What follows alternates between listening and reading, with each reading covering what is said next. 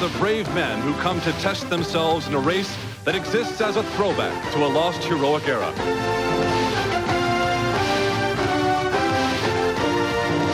This is a race that is described as all at once tragic, beautiful, and as horrific as the battlefield on which it will be waged. Today, 179 strong ride to win, ride to survive Paris Roubaix.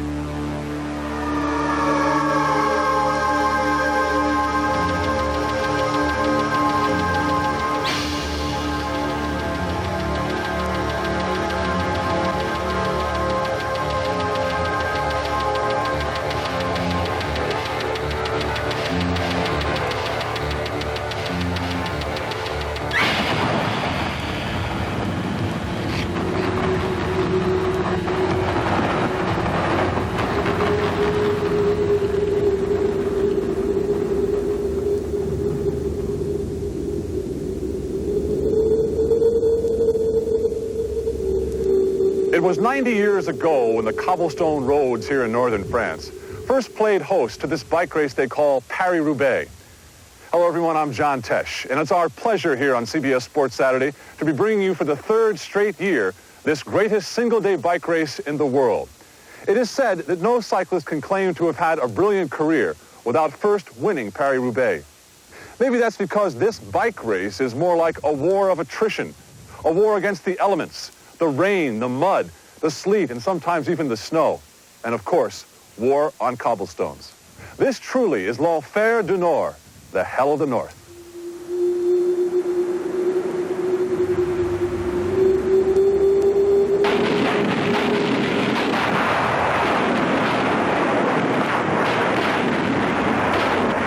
It was World War I, and France found itself an unwilling theater for man's latest conflict.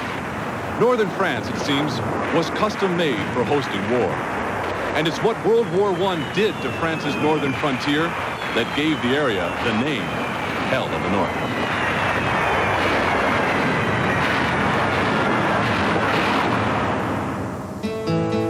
North. 4 years of vicious fighting left behind its trail of dead and wounded, those left to pick up the pieces, and those who would return home victorious. Some would return later to these same roads, but this time as bike racers. Paris Roubaix would continue after World War I. Bike racing became the focus of the nation's attention, a quick escape from the reality of destruction and death. The heroes of the sport were larger than life, and it was during this time that France found its sports legends, its Lou Gehrig's, Babe Ruth's. Cycling in France seemed headed for its golden age. But then the roads again succumbed to the machines of war as World War II saw northern France surrounded by German panzer units. In 1943, Hitler actually made the French continue Paris Roubaix to make them think life in their country had returned to normal. It's the history of this bizarre sporting event that has always fascinated spectators, and the pictures of the struggle have always been much the same.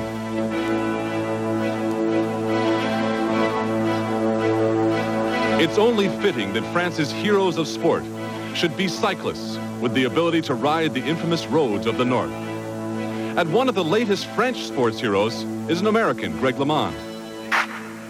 Here's an American on the cover of France's favorite sport magazine. But LeMond has never won Paris Roubaix. He has only even finished once. Make no mistake about it, the smiling on race day is nervous energy. Where is our team?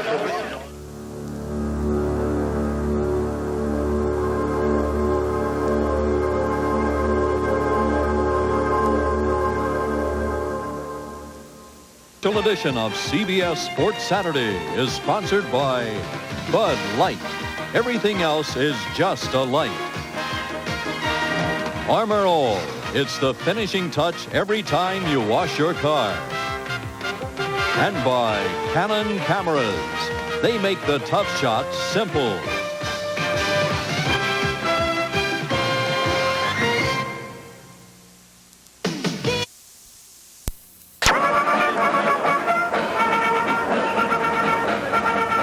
Day, April 14th, 1986. And many of the fans in Compiègne, just outside Paris, have been standing here for hours, waiting for a chance to see up close the stars of cycling. 38 degrees out here, which means preparation for the cyclist will have to be precise. Here's Phil Liggett with more on that. Here this April in northern France, we're experiencing the coldest weather on record. We're having snow at the moment, we've been in ice, we've been in fog, we've even had a hint of sunshine. Who knows what waits at Roubaix for the survivors, because surely that's what they will most certainly be today. They're already preparing here all around me, 4 jerseys, warm socks, plastic up those jerseys against the wind, and strong shoes. And the bicycle too is coming in for special attention. Handlebars are being padded with foam, hopefully some protection there against the cobblestones that they call the hell of the north. The wheels are stronger, more spokes so they don't collapse, and the tyres are heavier, hopefully, so there won't be too many punctures. One thing though, everybody agrees here, that you are about to witness the toughest, craziest bike race on earth. And in what other sport would a top contender take time out to sign autographs minutes before the competition? This is Sean Kelly, Ireland's hot favourite. Greg LeMond, 4th last year and back with a vengeance. Undoubtedly, Greg is the greatest cyclist the United States has ever produced. And even if they don't know it, he's a real superstar in Europe. Skiing, sunbathing, or cycling? Italy's Francesca Moser is ready for anything after winning this race 3 times before. He knows exactly what to expect in hell, and this, he says, will be his last visit. Another North American with high hopes is LeMond's teammate, Canada's Steve Bauer. He'll be expected to help LeMond, but he has the ability to win. Back again is veteran Jonathan Bowyer, helping a first ever full American team, which quite frankly here in Europe is a real novelty. But despite a recently broken arm, the team guru will race. I've done the race quite a few times. I'm going to help him out as much as I can, as far as I can, and especially get up to the first part of the cobbles, which is pretty critical. And I really want to help him out, and my arm doesn't hurt too much. I'll go as far as I can. And as long as I don't fall and break it again, I'll be okay. It's going to be really dangerous, you know. You're going to see a lot of crashes. You're going to see a lot of people hurt today. I hope I can finish. It's one race of the year. You think, you know, you're in really good shape. You think you can maybe do well, and but you just before the start you say, how the hell the heck am I going to finish? You know. And the support teams work as hard as the riders. The mechanics up all night making wheels. The masseurs up early making sleepy men ready for an arduous ride into treacherous territory. Paris Roubaix is not technically Paris to Roubaix. Years ago, the start was moved from beneath the shadow of the Eiffel Tower to Compiègne, where Joan of Arc was captured and then later handed over to the British. Here in Compiègne, the riders leave a town that has seen the surrender of both German and French troops. The first part of the course is smooth and gentle, coursing through rich farmland and forests.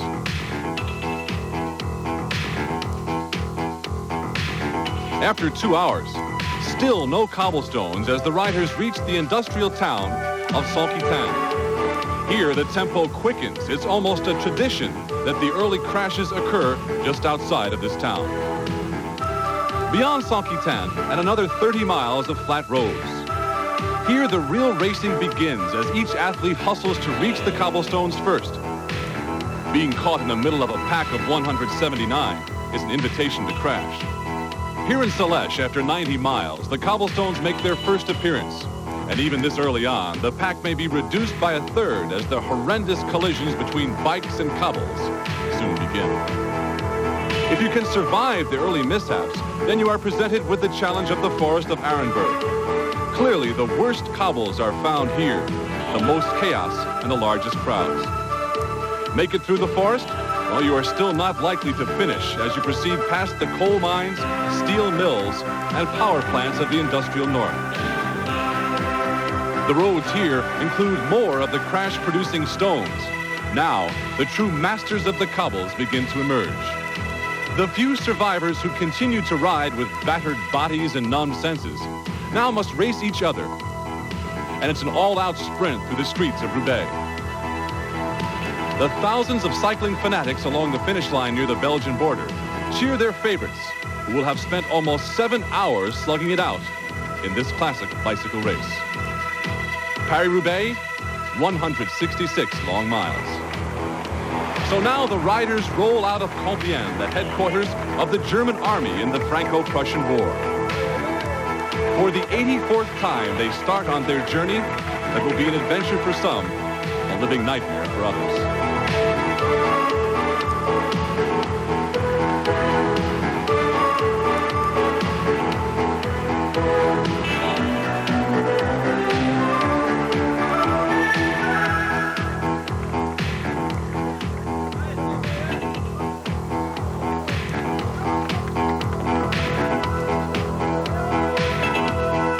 This is what they call a rolling start.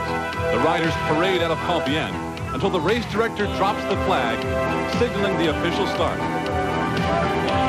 And even now, last-minute adjustments are made as the finely tuned men and their machines attack the hell of the north.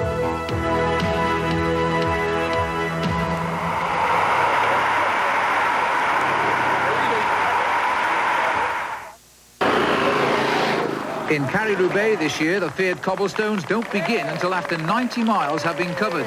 Yet in a field of 179, you'll always find someone in a hurry, ready to break away. But why?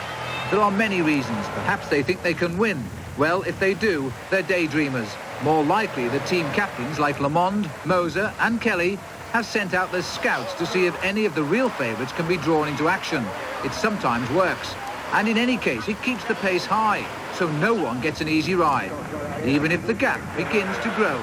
The tough men behind who ride perhaps 25,000 miles in a year and earn maybe $500,000 aren't, in their words, going to let a handful of no-hopers steal anything.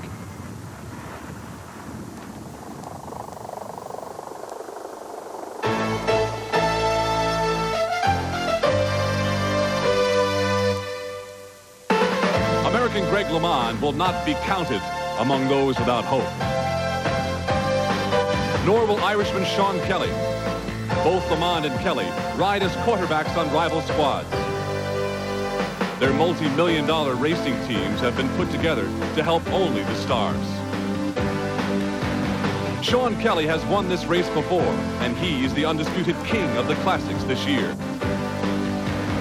LeMond, who has been blasted by the European press for his inability to win, is surrounded now by his domestiques, who will concentrate on LeMond's busy work so the American can keep his mind on arch-rival Kelly. Jonathan Boyer, who's already made history in this race and is here to guide a new generation of boys from the States, including Olympic champion Alexei Greywall. But this is Paris-Roubaix, and the road to gold today is filled with the masters.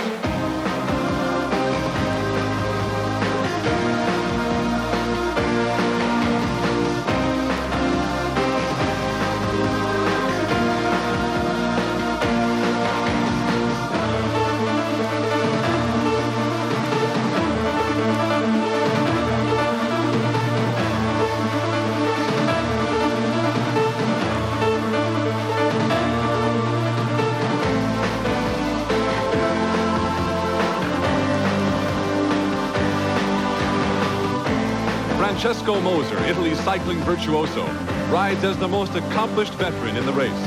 His experience tells him that now is not the time to ride alone, but time to drive a wedge through the wind, using others as a shield. Greg LeMond, too, knows this tactic. Save energy now. A trusting ally, a fellow teammate to block the wind. Using the team is crucial to ensure safe passage to Roubaix. In days gone by, if you touched a rider, he was disqualified. But in modern times, a rider can get all the help he needs, except, of course, in pedaling the bike. Despite the speed at the front, riders risk missing an attack to take advantage of the sunnier weather and shed those clothes pulled on at Compiègne. The feet, quick to freeze when it rains, are also the first to overheat when the roads dry out. Accustomed to warmer weather, Olympic champion Alexei Greywall follows suit. So far, straight A's. Now it's the team car's turn to spring into action, because this in any bike race is the nerve center. This is where the riders come for the answers. How's it going up there, all right? Fast? Is it pretty fast? All right. Well, if he's come for the answers, he's left empty-handed. Perhaps the Americans have a new strategy. What will they think of next? All right, Peter. Good job. Hang in there. Pretty fast, but Yeah. So is there a break now? no, it's all right. All together again. All right. There was one, but Tell Alexi to attack if he's going to attack. it's about time. I'll see All you right. later. Okay, good luck. So the team boss's orders are relayed to the front to Alexi Greywall. A sneak attack? Who would have thought of that? Uh-oh, it seems like everyone else just did. Poor Alexi. At least he can't be blamed for insubordination. And while the Americans plot their strategy and more experienced riders take up the pacemaking, let's look ahead to the cobblestones with US Pro champion Eric Heiden, who rode them yesterday. Paris Roubaix is really a race within a race because the riders, after being on their bike for more than 3 hours and battling the elements, are going to be fighting to be the first ones to the cobblestones. And for those that make it this far, well, this is their reward, the bone-jarring stones in northern France. The front riders, they'll be able to pick and choose the best route. Some of them will have lowered their saddles in an attempt to allow their legs to absorb some of the punishment these stones can hand out. Even hanging onto the handlebars is hard. So what you do is you take a loose grip and just let your bicycle dance beneath you. But most of all, you got to keep your eyes open and look ahead and try to avoid that inevitable crash that these stones will dish out. It's hard enough to ride on the cobblestones alone, and trying to do it in the middle of 100 other riders is nearly impossible. With rocks and riders flying in your face, visibility is reduced to only a couple of feet.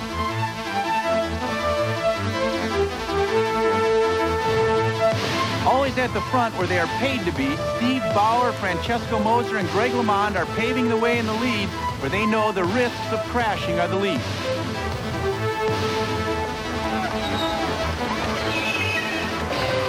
And sure enough, those in front won't have noticed the chaos that has erupted in the rear. Among the unfortunate is Alexi Greywall on the right. This is the time when riders like LeMond will gain huge leads.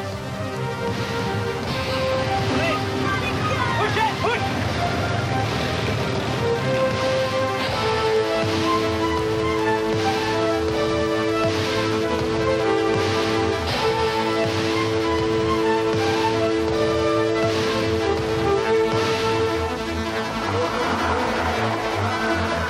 Builds up an incredible head of steam as the top riders battle to be in the front line. While the riders behind nervously wait for the next sign of trouble.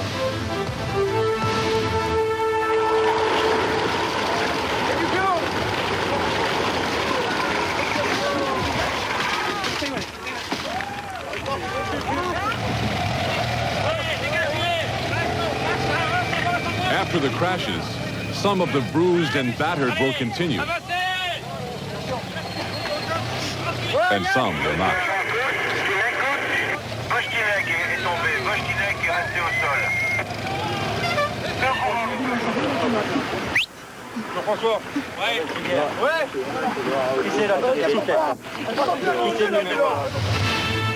This relentless race of attrition will not be stopped.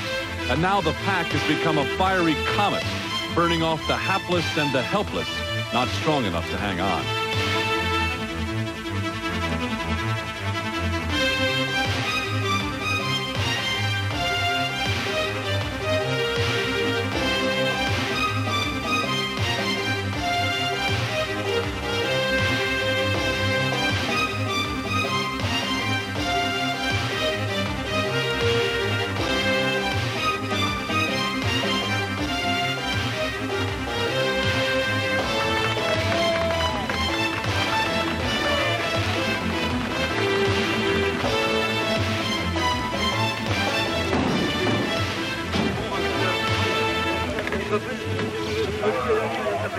Bruno Wojciech, last year second at the finish line.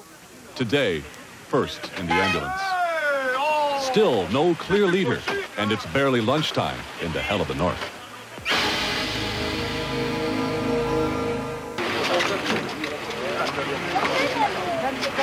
A very familiar sight in the race over cobblestones.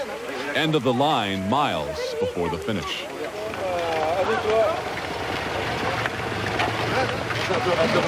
In a race seemingly designed to produce failure, quitting is not unexpected. That's why the organizers provide mass transit for those who must accept early retirement. It's called the broom wagon, and the clean sweep is welcome rescue from the endless conveyor of pain.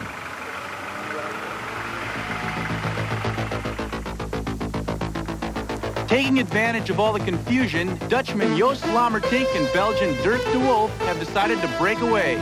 Now committed to the lead, they must face the rough roads alone.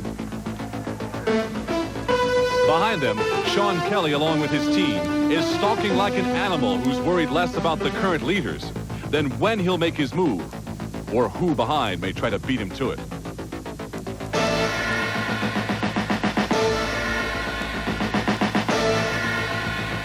If Greg LeMond is to catch Kelly, he'll have to first change a tire that has just flatted, and the only help around is Kelly's team car. First to get their lunch bags are Lammertink and de Wolf, but they are not as interested in their food as they are in their pursuers. LeMond has received a new wheel from Kelly's crew, an unexpected bit of sportsmanship from a team ostensibly looking to beat LeMond. It's now lunchtime, and the unspoken conversation: where is Greg LeMond?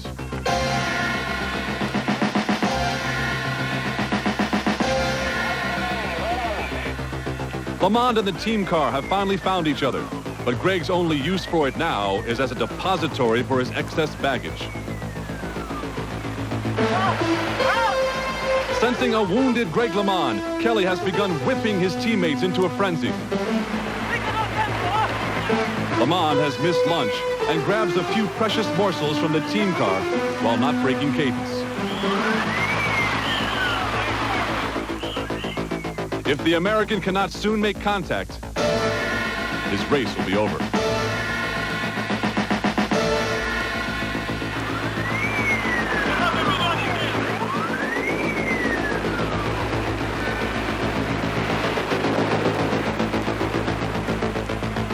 So as the breakaway nurses hopes of staying there and LeMond plays catch-up, behind them all is another American story, and not a happy one. For the American team, the race is already turning out to be one of survival rather than victory. Bowyer's done it all before, but never with a broken arm still healing. And one must ask, how much now for the smooth roads of California and the warm blue skies above? Bowyer, like all the team, is a great rider, and none should feel disgraced, because this is no ordinary bike race. But today, they are the ticket collectors, the men at the back. Greywall, the Olympic champion. Loving every minute of it. Loving every minute of it? I doubt it. Riding or helping, the endless road of Europe evokes thoughts of home, and dreams too of past victories, which are now few and far between. And Greywall won his Olympic goal by showing defiance. Remember his courageous victory at the '84 Games? But this is pro cycling, and no one knows it better than Bowyer, as his team falls apart on their first visit to hell. There will be few lunches needed for the team, and the handful of feeding sacks tells a sad tale. Lunch today will be served inside the cars and not on the bikes. How you doing? Where's the other car? How are you? A bloodied rag tells the tale of this rider, but then they'll all have tales to tell. My arm's hurt me too much. I broke it 2 weeks ago, so it's just hurting me too much, and I figured I better not push my luck and crash and break it again. Well, it's a new type of racing I've never done before. It's called boxing on your bike. After the pave, I had a flat tire and waited for about 5 minutes, and then I started going, and it's just demoralizing after that. It's going to take a few years to get used to it, but we'll be back. Yeah, because they're not supposed to.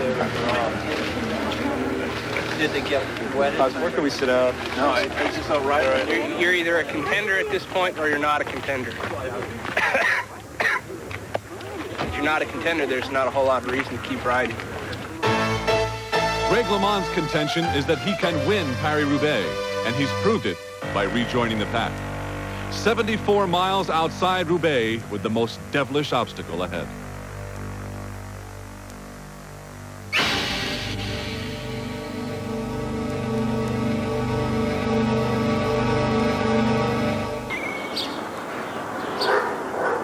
Life on a bicycle in northern France. It's a way of life here, whether it's racing to escape obscurity or delivering the mail.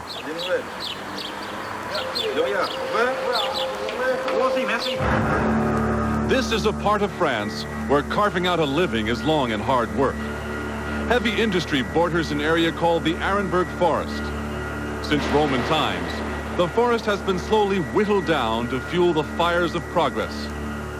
Today, the forest pathways where steelworkers dragged fallen timber are just part of the arena for Paris Roubaix. Thousands have gathered in this most revered landmark on the route, and by the time the feared Arenberg Forest is reached, there is still 70 miles to go.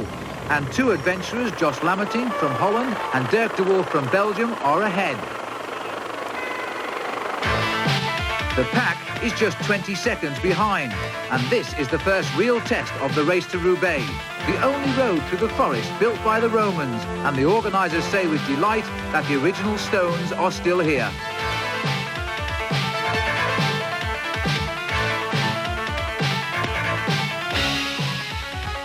The forest road is rippled like a roller coaster, and the unsighted behind get the roughest ride. But don't the men in the lead know that? Lammertink and de Wolf are outsiders who could win because they live and train over cobbled roads. But two men alone against the best in the world?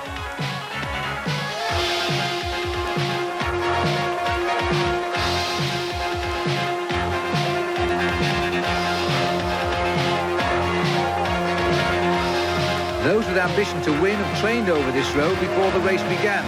It looks different now, transformed by the spectators who, on any Sunday, would normally be here for a quiet walk in the forest.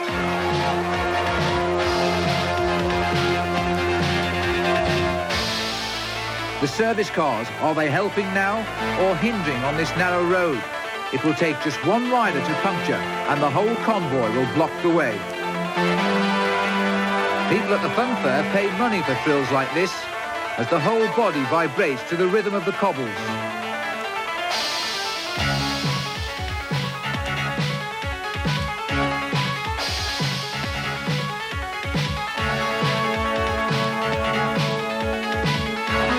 And if you lose your momentum on the cobbles, you struggle to get it back.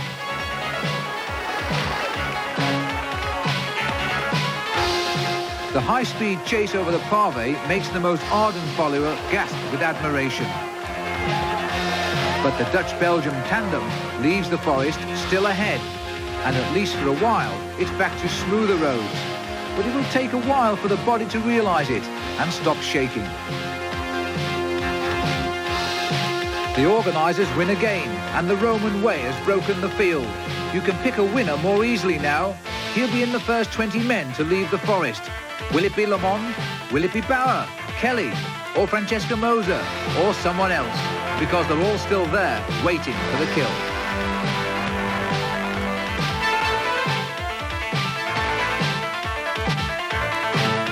The leaders won't be thinking of the $20,000 prize in Roubaix just yet. And rest assured, the cobbles will soon return. Well, for some.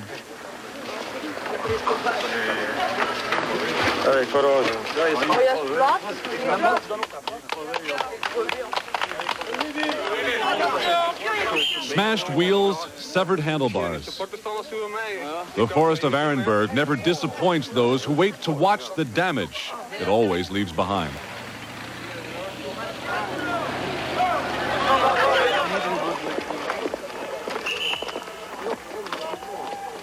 With 72 miles remaining, 83 riders have called it quits. Craig LeMond, finishing 4th last year, will not settle for anything less.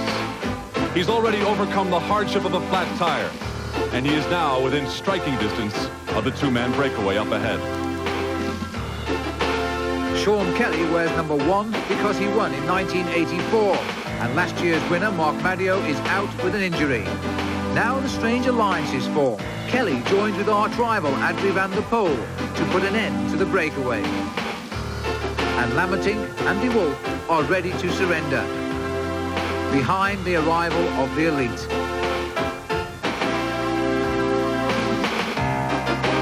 29 years old, is now being compared to the greatest rider who's ever lived, Eddie Merckx. He's also assumed his nickname of the Cannibal.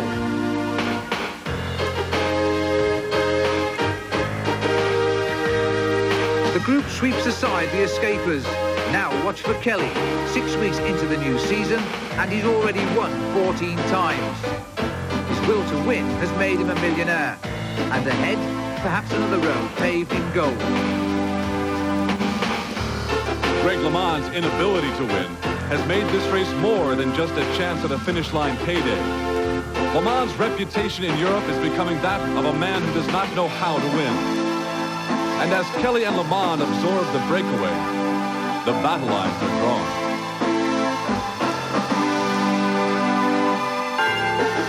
All bets now are off as to the race winner.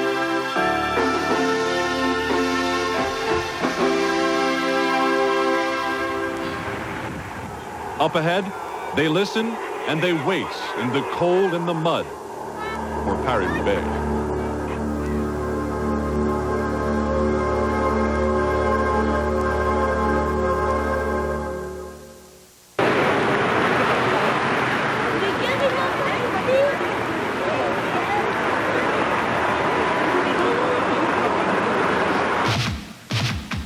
Reputations in Paris Roubaix can mean nothing. There's always the chance the underdogs will win. And with Roubaix still over 60 miles away, these underdogs take their chance. This move is dangerous, and Belgium's Roger de Canife, one day removed from his 30th birthday, teams up with Frenchman Pascal Jules. The chasers are worried as the scent of Roubaix is in the air. Greg LeMond knows a breakaway now must be taken seriously. The one thing men like LeMond fear most are opportunists. Jules, strained to see his pursuers, carries the hopes of France with him, while de Canife also is escaping towards the Belgian frontier. The roads now are twisting, flat, often narrow. These are the elements which combine in the favour of the aggressor, because out of sight is out of mind.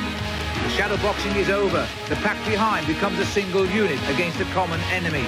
Sean Kelly, never far from the front, awaits his chance. With the lead now up to an amazing 2 minutes, the fugitives speed over the cobbles, their bodies and machine pounded by the relentless forces. They seem to have no friends now, the route, the race, nor the raging pack behind.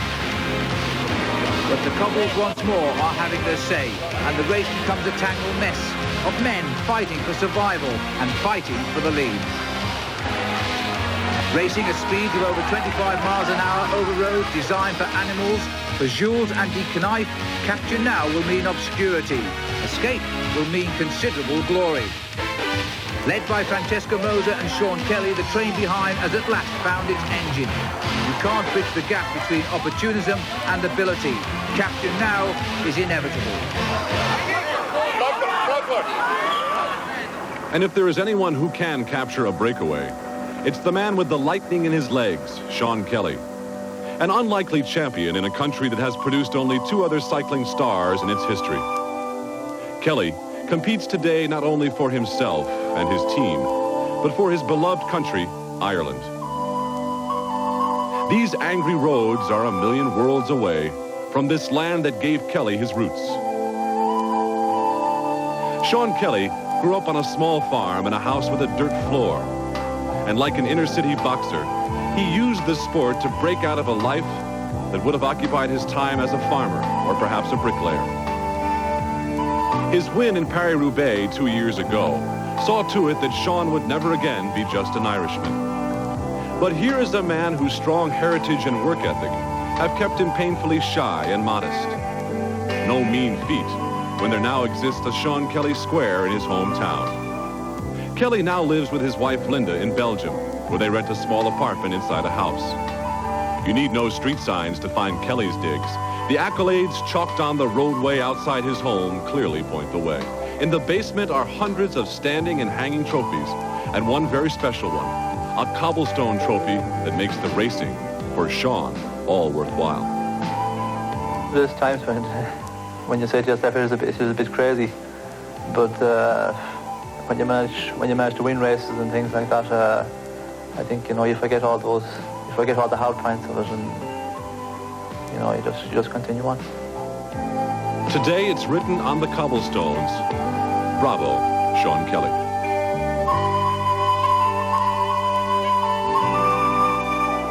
And so the 30-year-old Irishman, who got his first bike for communion at the age of 7, now makes it his life's work and pedals here in Paris Roubaix that he may one day retire, he says, and buy a farm in his world of Ireland.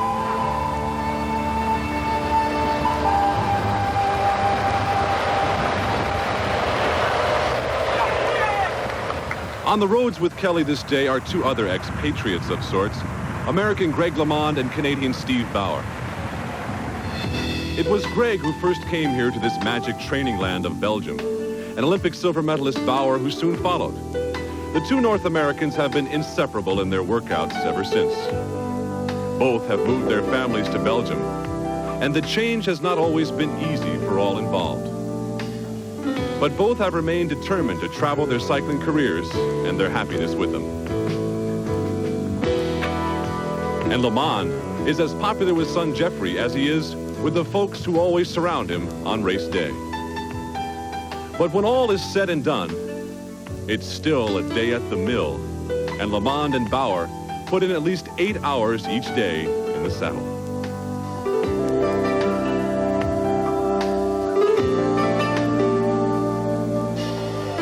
The strong family bond for both men has been as important as the hard training.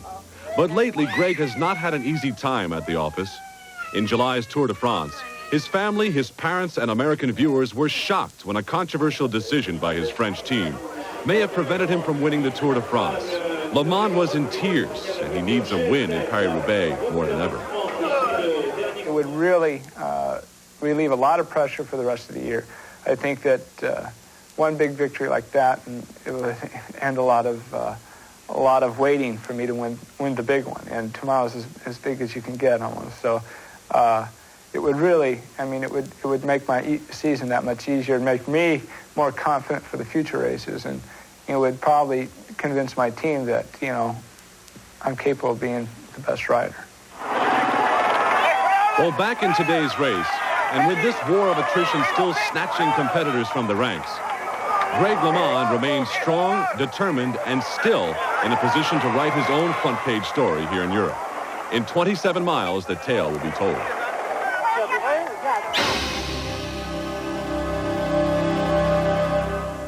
It began more than 6 hours earlier, and the inevitable has happened in the Paris-Roubaix Bike Classic. The breakaway is absorbed, and now among the elite riders, it's still anyone's race.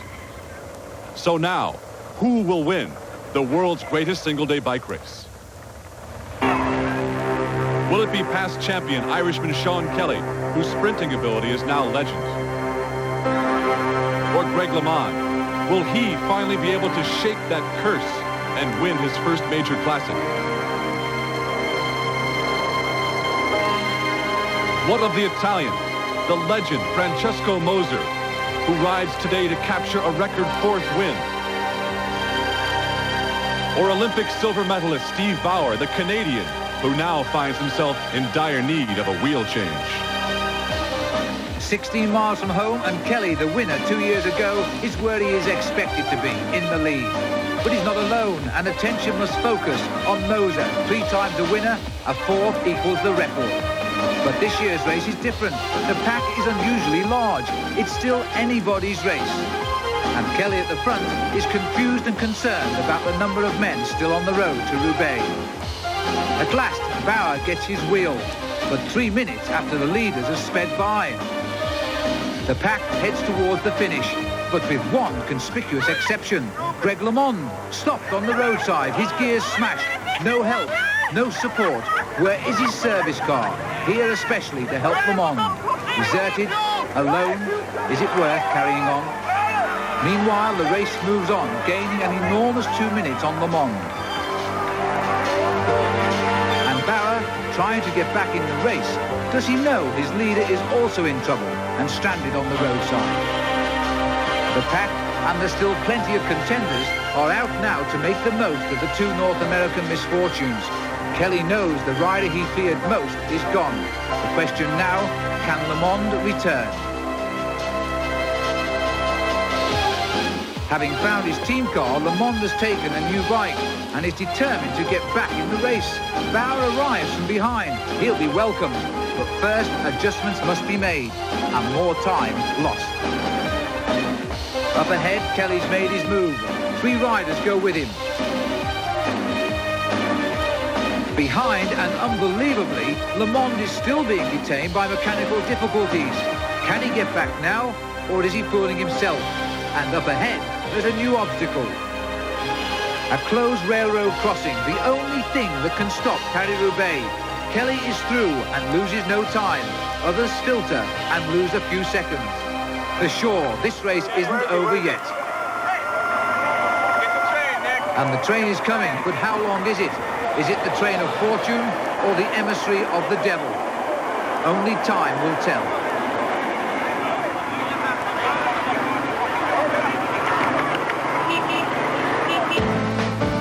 The moment of truth has arrived for Sean Kelly.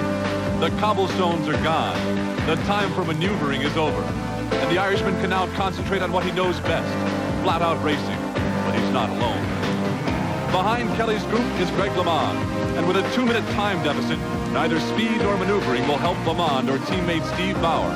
This far behind, this close to Roubaix. The leaders make the final turn towards the finish. And the final question, who will make the definitive move down the home stretch? LeMond and Bauer, a final discussion, and the tandem are resigned to defeat.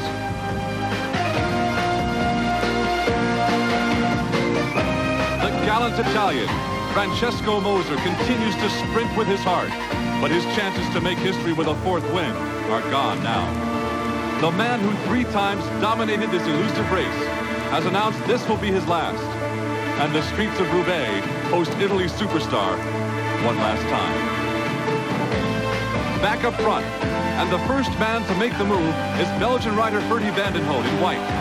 Unemployed at the beginning of the season, Van den Hout, an aging veteran, tries to snatch glory as in his eyes the finish line grows larger. But Kelly still sits in 3rd place. And so watch the man in yellow in the closing moments of the final sprint.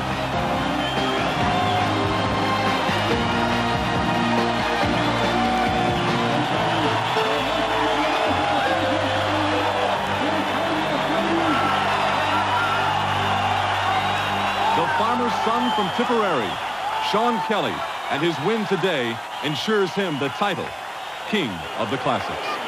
And so while Kelly was being interviewed, LeMond would struggle across the line in 30th place. I was fine until my derailleur went into my wheel.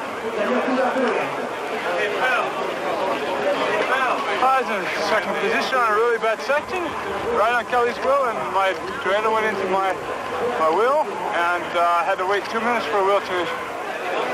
But there will be another day for Greg LeMond.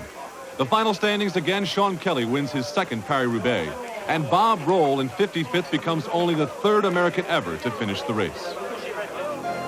Almost 7 hours of racing and 57 riders finally make it through this year's Paris-Roubaix. For Phil Liggett and Eric Heiden, I'm John Tesh. We'll see you next year.